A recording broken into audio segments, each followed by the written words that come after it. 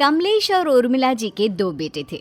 बड़े बेटे का नाम था अंशुल और छोटे बेटे का नाम प्रदीप। दोनों की शादी हो चुकी थी। अंशुल की पत्नी सीमा और प्रदीप की पत्नी काव्या थी। बड़े बेटे अंशुल की पत्नी सीमा सीधे साधे स्वभाव की, वहीं दूसरी तरफ प्रदीप की पत्नी बड़े ही चालू स्वभाव की। मम्मी जी, मैंने किचन का सारा काम कर दिया है, नाश्ता बन गया है। आपको जब भी खाना हो मुझे बता देना। ठीक है बहू, थोड़ी देर के बाद मैं तुम्हें बताती हूँ। तभी काव्या रसोई में पहुंचती है और वहां पर नाश्ता देखती है। अरे क्या बात है, जेठानी जी ने तो अच्छा खासा ब्रेकफास्ट बना कर रखा हुआ है। जल्दी से अपना टिफिन पैक कर लेती हूँ, ऑफिस जाकर मजे से खाऊंगी। काव्या अपने टिफिन में खूब सारा ब्रेकफास्ट पैक कर लेती है, अपने लिए भी और अपनी ऑफिस की सहेली के लिए भी। अरे काव्या, चलो, तुम्हारा ऑफिस का टाइम हो गया है, मैं तुम्हें रास्ते में छोड़ दूंगा। हाँ चलिए, मैं तैयार हूँ। थोड़ी देर के बाद, सीमा बहू, मेरे लिए नाश्ता ले आओ। अरे मैंने तो इतना सारा ब्रेकफास्ट बना कर रखा था, कहाँ चला गया? अभी तक तो किसी ने खाया भी नहीं है। अरे क्या हुआ बहू, नाश्ता लाने में इतनी देर क्यों लग रही है? मम्मी जी, मैंने नाश्ता बनाया तो था, लेकिन पता नहीं कहाँ चला गया। किचन में तो कुछ भी नहीं है। ये कैसी बात कर रही हो तुम? नाश्ता कहाँ चला जाएगा? मुझे तो लगता है तुम मुझे पागल बना रही हो। तुम्हारा काम करने का मन नहीं है ना? नहीं मम्मी जी, ऐसी कोई बात नहीं है, मैंने सच में ब्रेकफास्ट बनाया था। शाम को काव्या ऑफिस से लौट कर आती है और वो डिनर बनाती है। खाना खाते वक्त उर्मिला जी अपनी नाराजगी दिखाती है। काव्या बहू, तुमने तो खाना पूरा बनाया है ना, कम तो नहीं पड़ जाएगा? मम्मी जी क्या बात है, आप ऐसा क्यों कह रही हैं? हाँ मम्मी, हमारे घर में तो नाश्ता खाना सब कुछ पूरा ही बनता है। आप आज ऐसे क्यों पूछ रही हैं? अरे बेटा, ये तो तू अपनी बीवी से ही पूछ। सुबह मेरे लिए नाश्ता ही नहीं बनाया। अरे भाभी, आपने ये क्या किया? मम्मी जी के लिए ब्रेकफास्ट क्यों नहीं बनाया? नहीं, ऐसी कोई बात नहीं है, ब्रेकफास्ट बनाया था मैंने, लेकिन पता नहीं कहाँ चला गया। अरे भाभी, घर में रखा हुआ नाश्ता कहाँ गायब हो जाएगा? आप भी कैसी बातें करती हैं? कोई बात नहीं मम्मी जी, मैंने खूब सारा खाना बनाया है, आप आराम से खाइए। हो सकता है भाभी का मन ना हो नाश्ता बनाने का, सीधे सीधे तो वो आपसे कह नहीं सकती, क्यों भाभी? सबकी बातें सुनकर सीमा चुपचाप रह जाती है। और फिर एक दिन, देखो बच्चों, अब हमारी उम्र हो चली है। हमारी जो भी जमा पूंजी है, मेरा मतलब है कि तुम्हारी माँ के गहने वगैरह, हम चाहते हैं कि वो अब हम तुम्हें दे दें। अब तुम लोग उनकी देखभाल करो और अपने पास रखो। लेकिन पापा, आप है ना सब संभाल कर रखने के लिए। अरे पापा जी ठीक ही तो कह रहे हैं, कल को भगवान न करे उनकी तबीयत ऊपर नीचे हो जाए, कुछ हो जाए।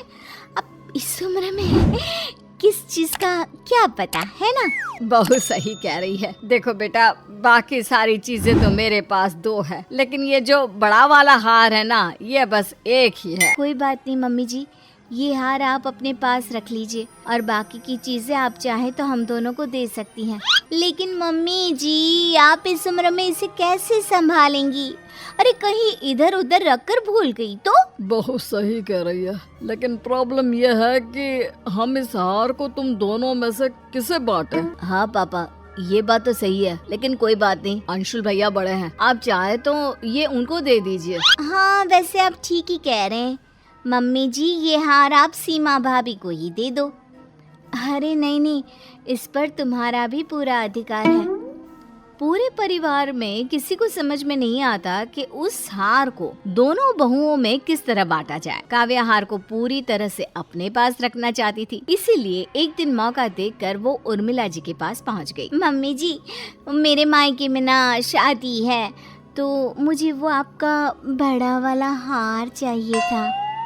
अरे हाँ, क्यों नहीं बहू, ले जाओ, तुम्हारे काम नहीं आएगा तो किसके आएगा, लेकिन थोड़ा संभाल कर रखना। हाँ बेटा। काव्या उस हार को लेकर अपने मायके चली जाती है और जब वो शादी से लौट कर आती है तो बुरी तरह से रोते और चिल्लाते हुए वापस आती है। ये देखकर सब लोग डर जाते हैं। क्या हुआ काव्या, तुम इतना रो क्यों रही हो? सब ठीक तो है ना काव्या? तुम्हारी हालत देखकर लग रहा है कि कुछ हो गया है। काव्या क्या हुआ? मैंने तुम्हें पहले ही अकेले जाने से मना किया था। क्या बताऊं, रास्ते में किसी ने मेरा पर्स छीन लिया और उसमें से मम्मी जी का बड़ा वाला जो हार था ना। आप सब प्लीज मुझे माफ कर दीजिए।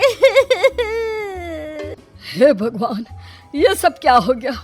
वो हार तो बहुत महंगा था। मम्मी जी मुझे माफ कर दो, चोर ने मेरी गर्दन पर चाकू रख दिया था।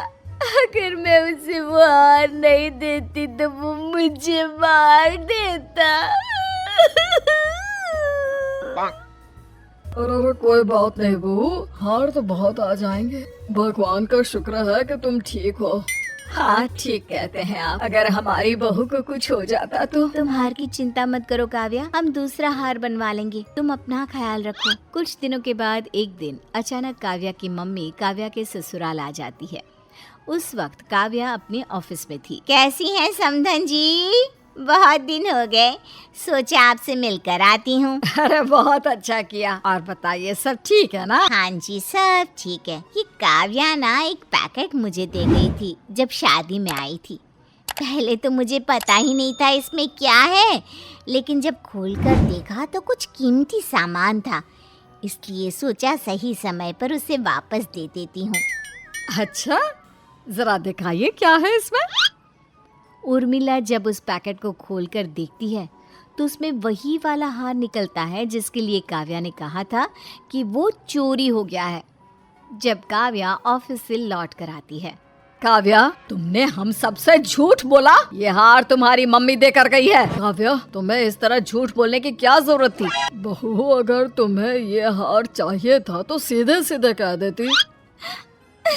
मुझे माफ कर दीजिए, मुझे लगा कि मैं अपनी चालाकी से हार खोने का नाटक करूंगी और फिर वो हमेशा के लिए मेरे पास ही रहेगा। और मुझे क्या पता था कि मेरी अपनी मम्मी ही मेरी चालाकी को सबके सामने इस तरह खोल कर रख देगी।